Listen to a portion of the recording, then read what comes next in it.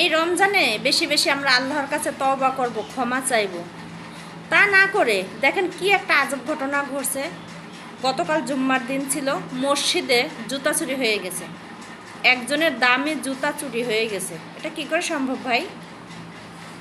রমজানের দিনে মানুষ আল্লাহর কাছে তওবা করবে, ক্ষমা চাইবে, আল্লাহ সমস্ত পাপ আমাদের মোচন করে দাও। আগামী রমজান পাবো কিনা সেটাও কোনো ঠিক নেই। বাহিরের দেশে মানুষ যে বলে বাঙালিরা চোর, আসলে এটা সঠিক বলে। আমার ভাই সৌদি গিয়েছিল, একটা কাজের সন্ধানে গিয়েছিল, 2টা ছেলে পাকিস্তানি, আমার ভাই বাঙালি। যার কাছে কাজ চাইতে গেছে তাকে বলে কফিল, কফিলের কাছে কাজ চাইতে গেছে, কফিল যখন শুনছে আমার ভাই বাঙালি, পাকিস্তানি 2টা ছেলেকে বলল ওদেরকে কাজ দিছে, আমার ভাইকে কোনো কাজ দেয়নি, বলে বাঙালিরা চোর। কথাটা তো সঠিক ভাই। তা না হলে মসজিদ থেকে মানে স্যান্ডেল চুরি হয়ে যায় মানুষের, দামি একজোড়া স্যান্ডেল।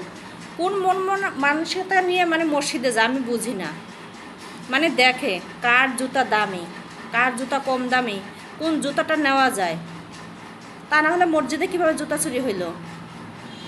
এখনও সময় আছে, আল্লাহর কাছে তওবা করেন, ক্ষমা চান আল্লাহর কাছে, আল্লাহ ক্ষমা করে দিবে। জুতা চুরি করতে গেছে তা আবার মসজিদ থেকে। মার্কেট থেকে চুরি করলেও তো একটা কথা ছিল, নতুন জুতা ছিল, দামি জুতা ছিল।